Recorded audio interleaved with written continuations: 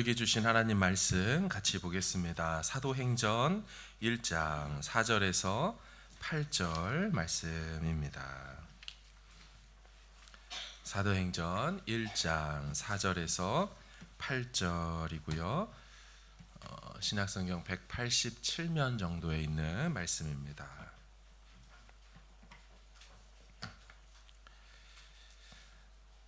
우리 같이 한 절씩 교독하고 마지막 절 함께 읽겠습니다. 사도와 함께 모이사 그들에게 분부하여 이르시되 예루살렘을 떠나지 말고 내게서 들은 바 아버지께서 약속하신 것을 기다리라.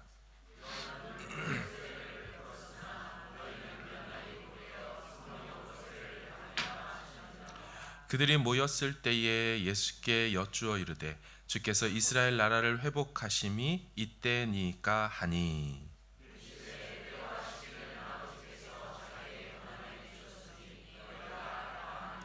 같이 읽습니다. 오직 성령이 너희에게 임하시면 너희가 권능을 받고 예루살렘과 온 유대와 사마리아와 땅끝까지 이르러 내 증인이 되리라 하시니라. 아멘. 할렐루야. 아멘. 우리 좌우 앞뒤 계신 분 서로 축복하길 원합니다. 만나서 반갑습니다. 잘 오셨습니다. 아멘. 감사합니다. 사도행전 두 번째 시간 성령님이 임하시면 일어나는 일들이라는 제목으로 은혜를 나누겠습니다. 사랑하는 여러분, 성령님이 오신 목적이 무엇입니까? 성령님이 오신 이유가 무엇입니까? 증인이 되게 하기 위해서 오셨습니다. 우리 사도행전 1장 8절을 한번 읽어보도록 하겠습니다. 시작. 오직 성령이 너희에게 임하시면 너희가 권능을 받고 예루살렘과 온 유대와 사마리아와 땅 끝까지 이르러 내 증인이 되리라 하시니라. 아멘. 자, 성령이 임하시면 내 증인이 되는 것으로 끝이 나게 되어 있죠. 그래서 사도행전은 증인들의 이야기입니다. 여러분, 증인이 되는 거 어떻게 가능할까요? 어떻게 해야 우리가 증인이 될 수 있을까요? 증인이 되는 것이 어려워 보이지만 반면에 매우 쉽습니다. 증인은 어떻게 됩니까? 보고 들어야 증인이 될 수가 있습니다. 법정에서 증인 출석을 요구합니다. 그 나온 증인은 요구받는 것이 위증하지 말아라. 그러니까 너가 보고 들은 것만 얘기해라죠. 그러니까 증인이 증인되는 건 보고 들은 것이 있을 때 증인될 수 있다는 것입니다. 교통사고 현장에 종종 붙어 있는 현수막, 한국에서 보셨습니까? 거기 보면 누구를 찾는다 그래요? 목격자를 찾는다고 하죠. 살해까지 한다고 합니다. 돈을 주겠다는 거죠. 근데 그 돈을 받기 위해서 그 사람이 갖춰야 될 요소가 있다면 현장에 있었어야 합니다. 그 사건을 보았어야 합니다. 그러니까 증인은 아무나 될 수 없지만 그렇다고 해서 그렇게 못 되는 것도 어려운 것도 아니라는 것이죠. 현장에 있었으면 되고요. 보고 들은 게 있으면 증인으로서 충분한 겁니다. 그러니까 공부를 많이 해야 증인되는 게 아닙니다. 돈이 있어야 증인되는 게 아니죠. 그것과 상관없습니다. 보고 들은 자, 경험한 자, 그가 곧 증인이다라는 거죠. 여러분, 그러면 어떻게 예수의 증인이 될 수 있을까요? 예수를 보고 만났어야 합니다. 그거면 족한 것이죠. 여러분, 이것이 당시 제자들에게는 쉬웠습니다. 왜냐하면 예수님과 함께 먹고 잤지요. 예수님과 함께 살았습니다. 부활하신 예수님을 또 만났고 40일간 함께 지냈기 때문에 그 1세대 제자들이 증인되는 것은 어렵지 않았어요. 하지만 지금 오늘날 우리를 살고 있고 오늘날 우리와 또 이 사도행전을 받아든 그 이후의 세대의 사람들은 어떻게 증인이 될 수 있을까요? 예수님이 승천해서 지상에 계시지 않습니다. 더 이상 예수님을 육체로 만날 수 없습니다. 우리는 어떻게 증인이 될 수 있을까요? 오늘 본문이 말하고 있죠. 성령이 임하시면 증인이 될 수 있다라고 말씀하고 있습니다. 여러분, 성령이 임하면 성령으로 말미암아 그 부활하신 주님을 만나게 되죠. 그러니까 증인이 될 수 있는 것입니다. 성령이 임하시면 주의 음성을 듣게 되니 내가 들은 게 있고 내가 만난 주님이 있고, 그러니 그 사람이 뭐가 될 수 있어요? 부활의 주님의 증인이 될 수 있는 것입니다. 더 이상 주님은 육체로 우리와 함께 하시진 않지만 성령으로 우리를 만나주시고 성령으로 우리와 함께 하기 때문에 그 주님을 성령과 더불어 만난 사람, 그 사람이 바로 뭐가 될 수 있다? 증인이 될 수 있다라고 말씀하는 줄로 믿습니다. 여러분, 사도 바울이 딱 그런 사람 아닙니까? 사도 바울은 한 번도 예수님을 육체로 만난 적이 없는 사람입니다. 사도 바울은 길리기아 다소라는 곳에서 태어났습니다. 그리고 그가 자랐던 곳은 예루살렘입니다. 다시 말하면 외국에서 태어나서는 자라는 성장기 시절은 예루살렘이라는 도시, 수도에서 자랐다라는 거죠. 그의 이야기를 들어볼까요? 사도행전 22장을 한번 좀 읽어보겠습니다. 시작.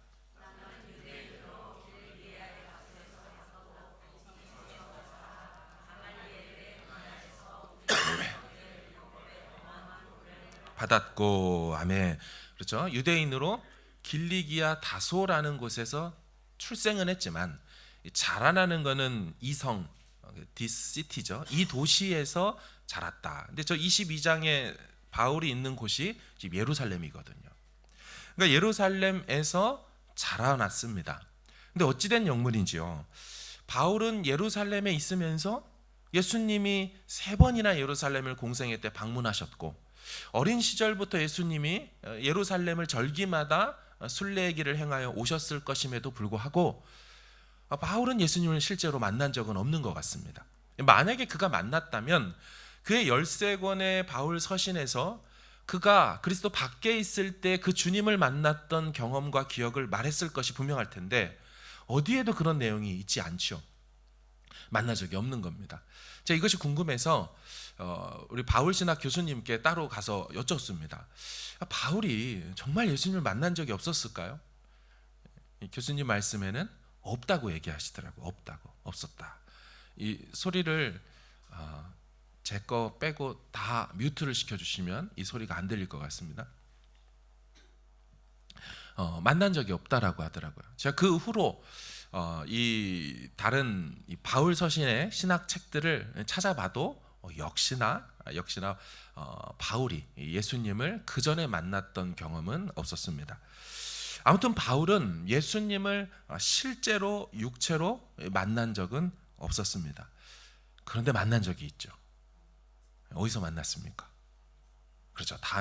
다마스커스라는 그 도시로 예수 믿는 사람들 체포영장을 받아서 해외까지 출장으로 믿는 사람 잡으려고 가는 그 길에 만났죠.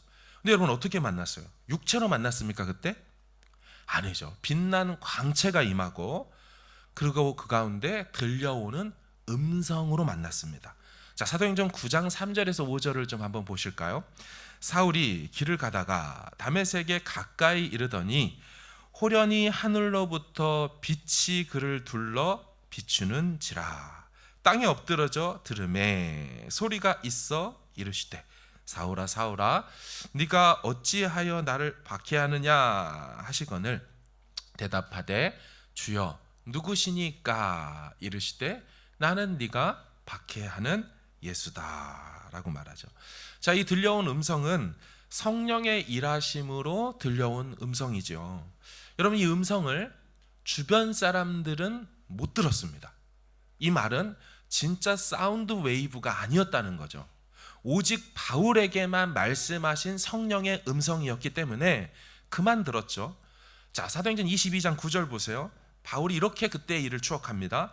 나와 함께 있는 사람들이 빛은 보면서도 나에게 말씀하시는 이의 소리는 듣지 못했다.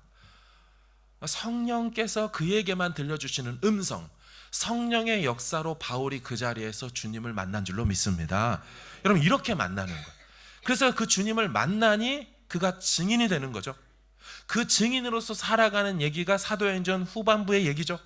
그가 이방인의 사도로 증인의 삶을 살게 되는 것입니다. 그는 고린도전서에서 그가 만난 예수님에 대한 고백을 또 이렇게 합니다. 고린도전서 15장을 보세요. 장사 지낸 바 되셨다가 성경대로 사흘 만에 다시 살아나사 예수님이 만나줍니다. 부활하신 후에 게바에게 보이시고 베드로에게 12제자에게와 그 후에 500여 형제에게 일시에 보이시고 그런 다음 7절 그 후에 야고보 사도에게 보이시고 예수님 동생입니다. 그 후에 모든 사도들에게 보이시고 8절 뭐라고 합니까? 맨 나중에 만삭되지 못하여 난 자 같은 내게도 보여주셨다. 자, 이게 육체로 나타난 거겠습니까?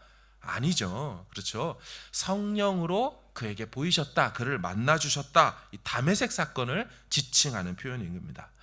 여러분, 바울은 예수님의 지상사역 때 살아생전으로는 만나지 못했지만 부활의 주님을 성령의 역사를 통해 만났다라는 겁니다.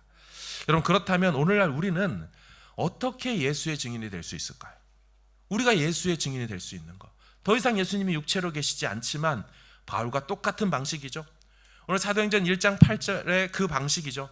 성령의 역사를 경험하게 될 때 우리도 부활의 주님을 만나는 줄로 믿습니다.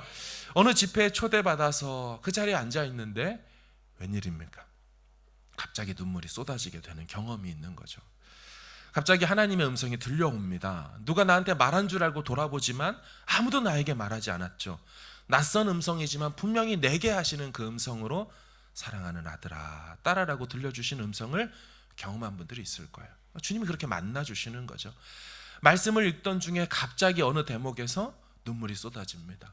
그 대목에서 멈춰서서 몸을 부들부들 떨거나 입술을 깨무는 일들이 생기죠. 왜 그렇습니까?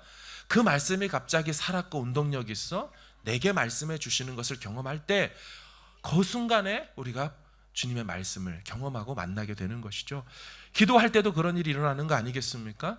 그저 내 문제 때문에 힘들어서 나왔는데 나 혼자 하소연하는 줄 알았는데 그 하소연 소리를 다 듣고 계신 다음에 어느 순간에 우리에게 마음으로 다 크게 말씀해 주실 때 여러분 그때 우리는 오열할 수밖에 없죠.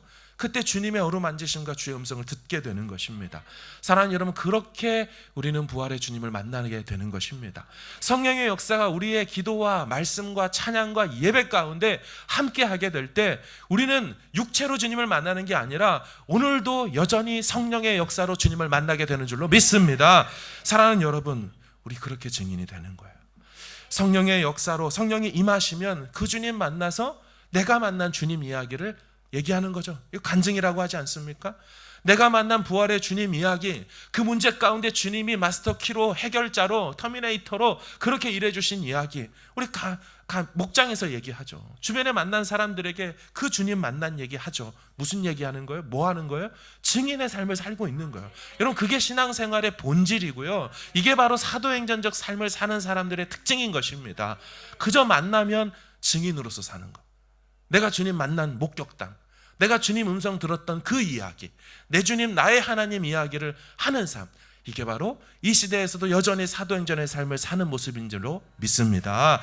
여러분, 오늘 한국교회 위기를 이야기를 합니다. 또한 한인교회 위기를 이야기를 하죠. 왜 위기일까요? 무엇이 한국교회의 진정한 위기일까요? 교회 안에 증인이 사라지고 있기 때문입니다. 교회 안에 성령의 역사로 주님 만난 사람들이 점점 사라지고 있기 때문에 교회가 위기에 닥치는 것입니다. 한국교회 다음 세대의 명맥이 끊어졌다는 얘기를 합니다.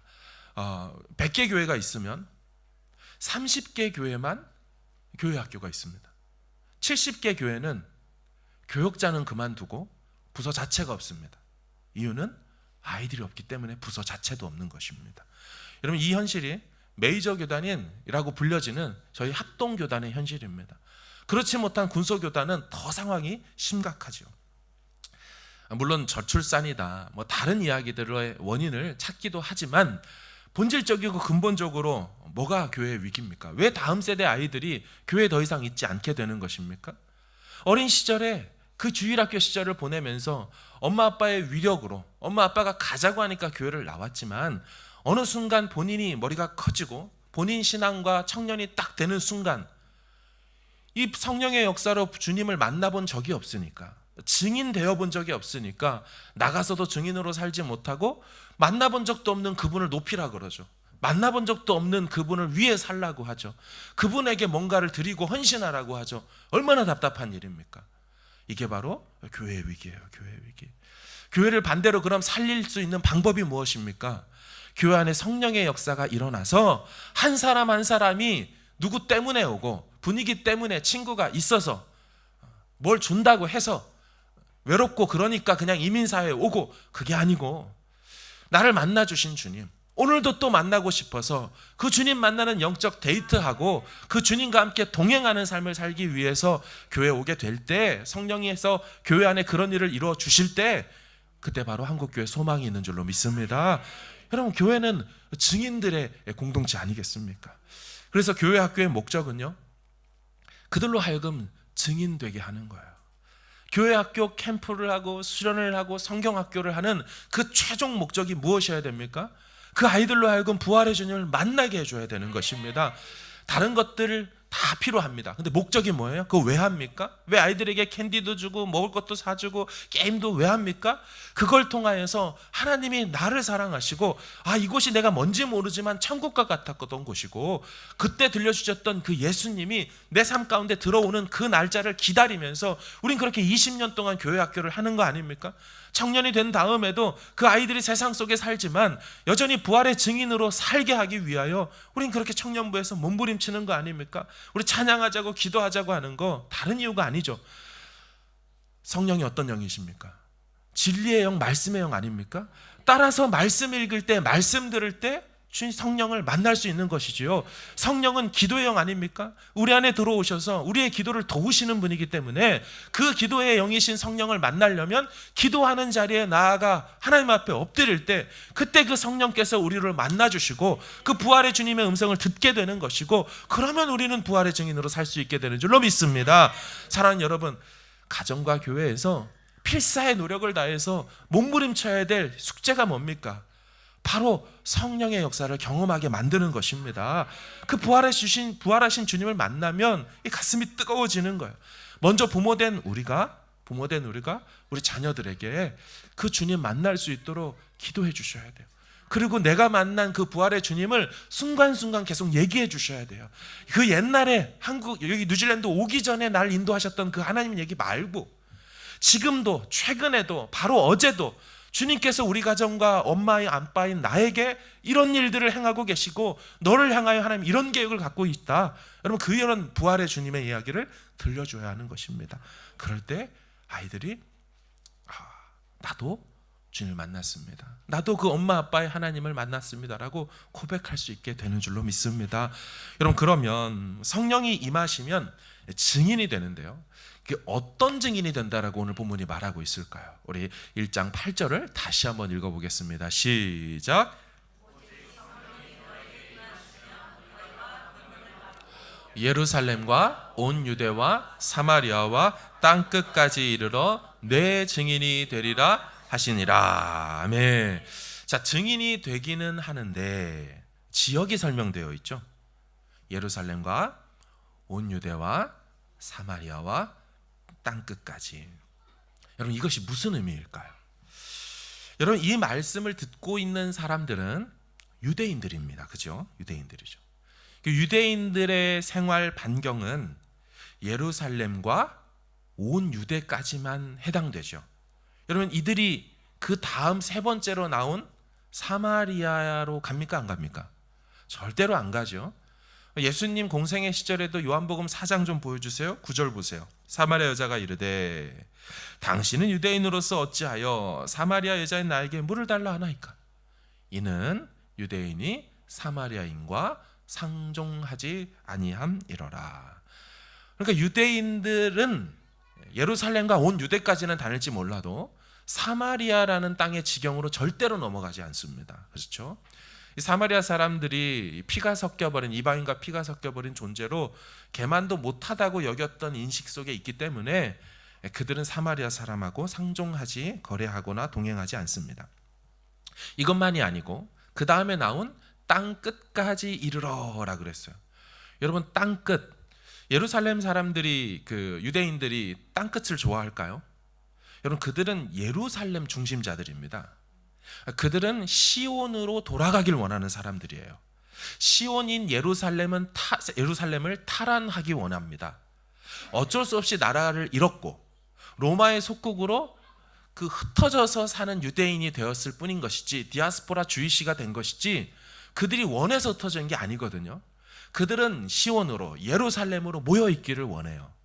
그러니까 그들은 예루살렘과 온 유대까지는 자신들의 어떤 사명의 거리, 자신들의 행동의 반경으로는 결정했어도 그 넘어서는 생각하지 않으려고 하는 자들이죠. 그런데 이 말씀이 그럼 무슨 뜻이겠어요? 성령이 임하게 되면 성령이 하시는 일들은 인종적 한계를 넘어서게 한다는 거죠. 지역적 한계와 문화적 한계와 지경을 넓혀서 땅 끝까지 바라보도록 하나님은 만들어 주신다라는 거죠. 여러분, 사도행전 10장에 가보면 사도 베드로가 무도장이 시몬의 집에 머물고 6시에 기도하러 지붕 위에 올라갔다가 웬 환상 하나를 갑자기 황홀경으로 만나게 됩니다. 자, 그 장면을 좀 볼까요? 10장입니다. 하늘이 열리며 한 그릇이 내려오는 것을 보니 큰 보자기 같고 내 귀를 메어 땅에 드리웠더라. 그 안에는 땅에 있는 각종 네 발 가진 짐승과 기는 것과 공중에 나는 것들이 있더라. 또 소리가 있으되 베드로야 일어나서 잡아먹으라 하거늘. 14절 베드로가 이르되 주여 그럴 수 없나이다. 속되고 깨끗지 아니한 것을 내가 결코 먹지 아니하였나이다 한데, 그러니까 베드로에게 보여진 환상 가운데 율법에 의하면 부정한 짐승들이 있었던 거죠. 근데 그것을 잡아먹으라고 하니까 유대인의 경계선을 갖고 있었던 베드로 입장에서는 펄쩍 뛰는 거죠. 한 번도 그런 거 먹어본 적 없습니다. 절대 못 먹습니다. 이렇게 저항하는 그에게, 자 15절에 뭐라고 합니까?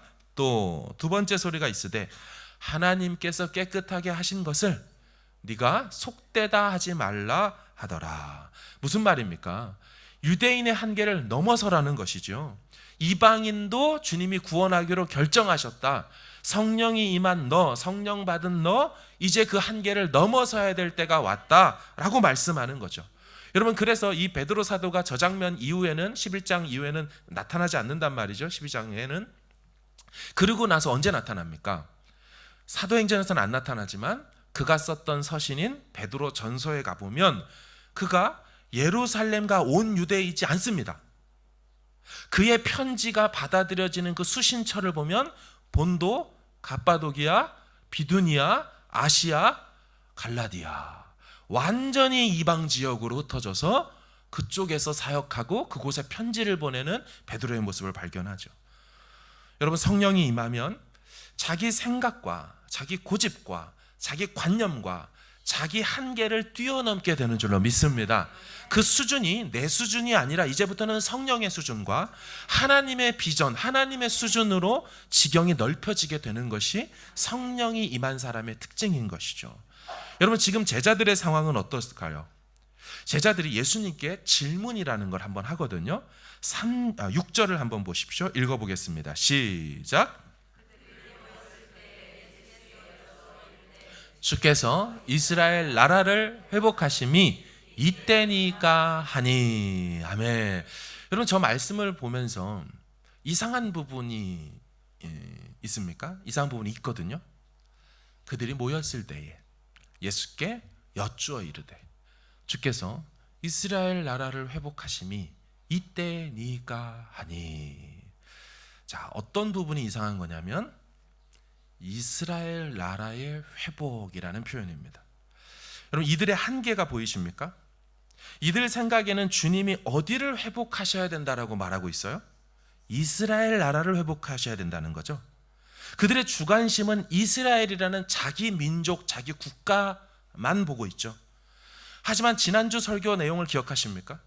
예수님은 줄곧 무엇을 강조하셨습니까? 예수님은 어떤 나라에 대한 얘기를 계속 하셨어요?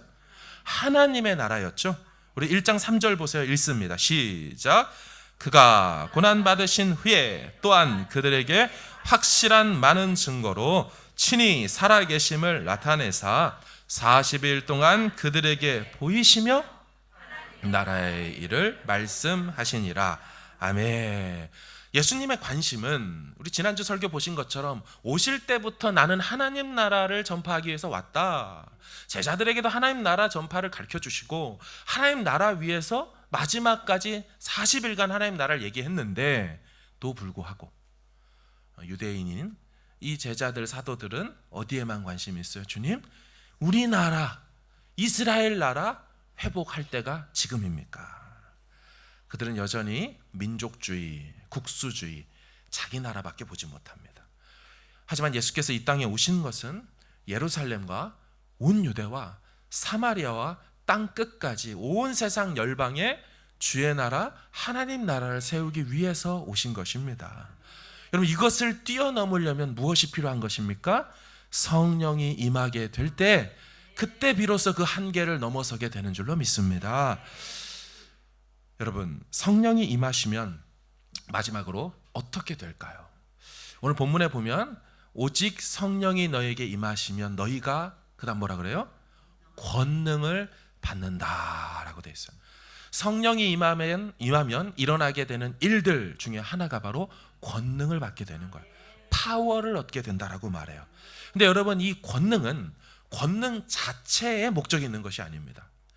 이 권능을 받은 이유가 아까 말씀드린 대로 증인이 되기 위하여, 증인의 삶을 살게 하도록 하기 위해 무엇이 필요하다? 권능이 필요하다라는 것입니다. 예수 메시지 전하려면, 예수의 나라를 이 땅 가운데 임하게 하려면, 이 땅에 불법 전거한 사단과 마귀와 그 졸개들의 그 행태들을 쫓아내고 결박하고 풀어 제끼려면 우리 힘으로 됩니까? 안 되지요. 그래서 뭐가 주어지는 겁니까? 성령으로 말미암아 권능이 주어지는 거죠. 그 권능을 받은 사람이 비로소 이 땅에 예수의 나라를 세워가게 되는 것이죠. 예수 메시지 복음을 선포할 때 권능도 더불어 나타나서 그 말씀이 단순한 텍스트 문자가 아니라 살아 역사하는 진리의 말씀, 현재적으로 역사하는 하나님의 음성으로 그 죄인들의 심령에 들려지게 될 때 죄인을 묶고 있었던 사단의 그 결박과 견고한 진들이 풀어지고 깨지면서 그의 눈에 눈물이 나오고 나도 예수님 믿겠습니다라고 주께로 돌아오게 되는 것이 일어나는 것이죠. 그 일을 어떻게 사람의 힘으로 하겠습니까? 어떻게 논리와 설명으로 되겠습니까? 수많은 이야기를 한다 해도 본 적 없고 만난 적 없는 그분, 창조주, 그 창조주의 아들, 창조의 원리인 로고스이신 예수, 어떻게 세상 사람들이 알아듣겠어요?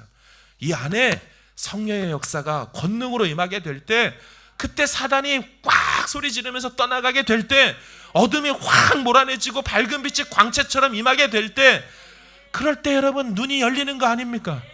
사도행전의 수많은 이야기들을 보십시오. 수많은 기적의 사건들을 보십시오.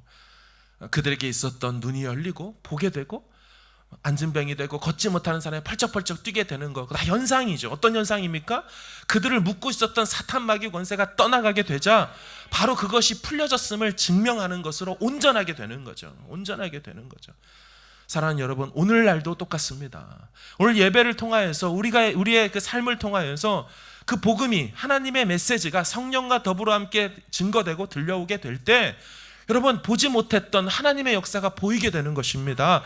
내 삶에 하나님의 그 사랑이, 부음받은 그 사랑이 여전히 있는데 사단이 가려놓잖아요. 열심히 뛰라고, 주를 위해 살라고 팔다리 멀쩡하게 줬지만 마음의 팔다리가 묶이고 꺾여서 부들부들 떨고 마음이 무너져서 안진뱅이처럼 38년 된 병자처럼 있는 그에게 예수의 말씀이 들려지게 되면 마음의 안진뱅이가 벌떡 일어나서 즐겁고 기쁨으로 베드로와 요한의 손을 잡고 성전 미문으로 들어가 하나님 앞에 예배하는 것처럼, 사랑하는 여러분, 이 말씀이 우리 심령에 들려오길 원합니다. 사도행전의 말씀을 전하고 듣는다라는 건 그냥 단순한 사도행전의 사도들의 그 옛날 역사 지리 공부하자는 게 아닌 것이죠. 역사 지리 공부가 아닙니다. 지금도 우리의 한계를 넘어서게 하시고 지금도 살아서 분명하게 우리를 만나주시는 그분의 음성을 듣는 삶을 살아서 그냥 옛날 얘기하는 내가 아니고 낚시 얘기, 세상 얘기하고 이민 얘기하고 요즘 뭐 정권이 바뀌어서 어떻다 그런 정도의 수준 얘기하는 게 아니라 우리 가정에 역사하시는 그 하나님의 살아 생생 역사하시는 일하시는 그분 이야기, 내 기도에 기가 막히게 일해주시는 그 하나님의 이야기, 지금도 나를 만나 주셔서 그 밤에 환상 가운데 바울에게 만나 주셔서 바울아 걱정하지 마라. 이 배는 침몰될 게 아니라고. 한 사람도 머리카락도 잃어버리지 않고 283명 다 전원 구원되었 거고 너는 로마에 가서 그 가이사 앞에서 서게 될 것이다 라고 하는 그 하나님의 확증적인 음성들, 내 삶을 인도하시고 보호하시고 이끌어 가시는 그 음성들을 지금도 여전히 인생의 항해 속에 광풍을 만나고 밀레도에서 넘어지고 깨졌지라도 하나님 절대 포기하지 않고 나와 동행하신다는 거, 여러분 그 이야기가 우리의 이야기요, 우리의 간증의 이야기요, 이것이 증인의 삶이 되는 줄로 믿습니다. 신앙생활은 진짜예요. 머리로 하는 거 아닙니다. 옛날부터 엄마 아빠가 데리고 나왔으니까 하는 것도 아니고 지금 이 자리에서 입교식을 하는 것도 하나의 세레모니가 아닌 겁니다. 진짜 살아서 역사하시는 그분과 함께 살겠다는 거예요. 그분을 나의 구주 나의 하나님으로 모시고 나 그분 앞에서 코람데오로 항상 살겠다는 거예요. 보이지 않지만 실제 하시는 그분, 영원하신 그분, 세상 다 변해도 변치 않게 내 마음속에 들어와 나의 주인 되어주시고 나를 끝까지 붙들고 인도하시겠다는 그분, 그분과 함께 내 신앙을 세워서 엄마 아빠의 신앙이 아니라 내 믿음으로 살겠다는 고백, 여러분 그것이 바로 입교식인 줄로 믿습니다. 사랑하는 여러분, 그런데요, 이 성령께서 어떻게 오셨습니까? 성령께서 오시는 방식이 두 가지 채널로 왔다라고 말합니다. 사도행전 1장 4절을 한번 보세요. 읽겠습니다. 시작. 사도와 함께 모이사 그들에게 분부하여 이르시되 예루살렘을 떠나지 말며 들은 바 아버지께서 약속하신 것을 기다리라. 아멘.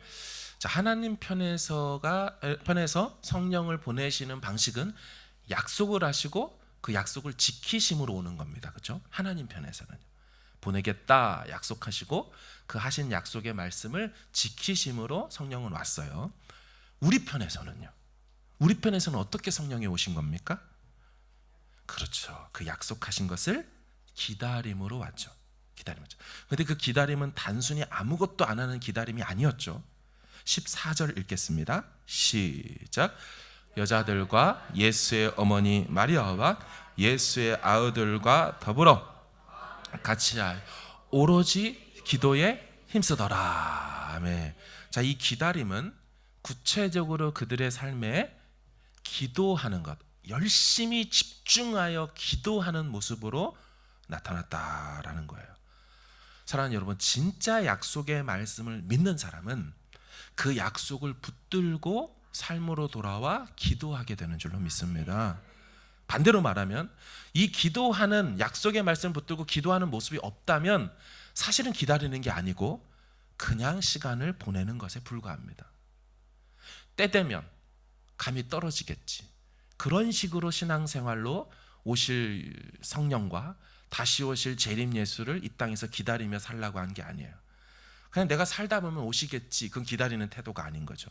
기름을 준비하는 건데 기도의 기름을 준비하는 거죠. 하나님 앞에서 늘 기도의 기름을 채워놓고 성령으로 충만한 기름을 채워놓고 그 상태를 유지하며 살아가는 삶이 진짜 재림주를 기다리는 거고, 그 성령이 지금도 동일하게 또한 반복적으로 새롭게 역사하실 것을 기다리는 삶의 태도라는 것입니다.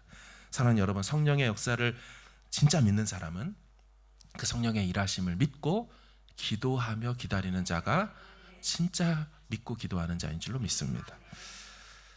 사랑하는 여러분, 성령이 임하시면 증인이 됩니다. 증인은 되는 게 어렵지 않아요. 보고 만난 경험만 있으면 돼요. 그것을 우리는 육체의 주님으로 이 시간 경험하는 게 아니죠. 성령으로 부활의 주님을 만나는 거예요.